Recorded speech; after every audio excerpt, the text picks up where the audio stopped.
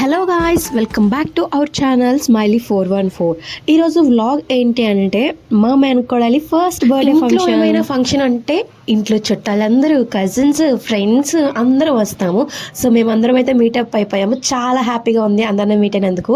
And ఇంకో పక్క అయితే డెకరేషన్స్ కూడా స్టార్ట్ అయిపోయాయి. సో మేమైతే ఈ బర్త్డేకి 1 month నుంచి ప్లానింగ్. ఎందుకంటే మా వదిన వాళ్ళు పూణేలో ఉంటారు. సో వాళ్ళు చిన్న చిన్న వర్క్స్ అయితే మాకు అప్పచెప్పారు. సో ఫోటోగ్రాఫర్ని మాట్లాడమని, డెకరేషన్స్ సెలెక్ట్ చేయమని ఫైనల్ చేసుకున్నాము. బట్ లాస్ట్ మినిట్ లో ఏమైందో తెలుసా? అసలు లాస్ట్ మినిట్ లో మేము పెట్టిన డెకరేషన్, అతను చూపించిన డెకరేషన్ వేరైపోయింది.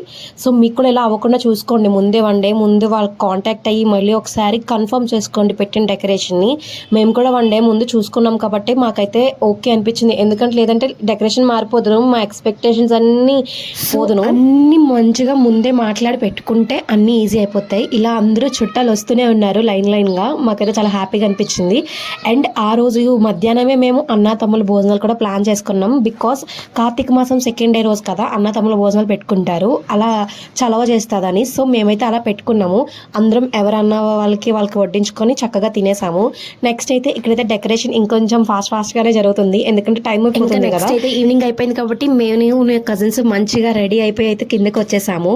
ఇక్కడ చూడండి మా ఇంట్రోవర్ట్ కజిన్ కష్టాలు. పాపం వచ్చి హాయ్ చెప్పమంటే ఎంత బాధపడుతున్నాడు అసలు, పాపం ఇంట్రోవర్ట్. ఇంకా డెకరేషన్ ఎలా ఉందో మీరే చూసేయండి. చూసి కింద కామెంట్ చేయండి ఎలా ఉందో.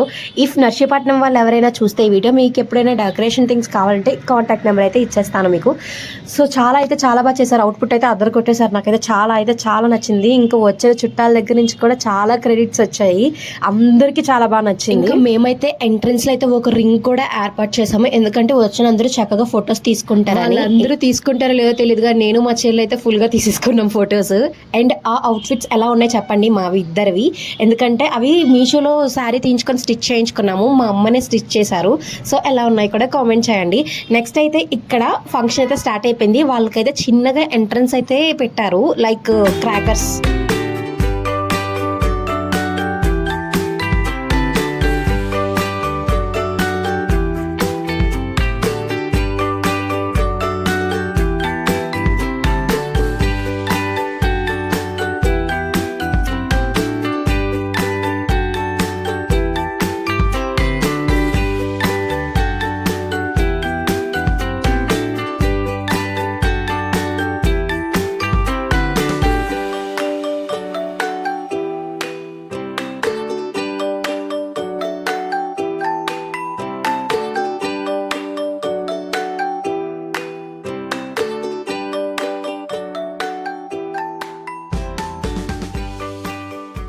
నెక్స్ట్ ఇక్కడ అయితే అందరూ వచ్చేసారు. అండ్ వాళ్ళకైతే ఫోటోషూట్స్ అయితే ప్లాన్ చేశారు. పాపకి, వాళ్ళ డాడీకి, వాళ్ళ మమ్మీకినా. పాపకి కొంచెం బాగాలేదు కాబట్టి సపోర్ట్ చేయలేదు పెద్దగా, బట్ ఫొటోస్ అయితే అద్దరు కొట్టేశారు. ఇక్కడ మా ఫ్యామిలీ సాంగ్ లాగా ఇది అనమాట. తడా అనుకుంటూ ఉంటాము. ఇంకా అదే మా ఫ్యామిలీ సాంగ్ అని ఫిక్స్ అయిపోయాను నేను. నెక్స్ట్ అయితే ఇంకా పైనుంచి అయితే ఒకసారి డెకరేషన్ చూపిస్తాను.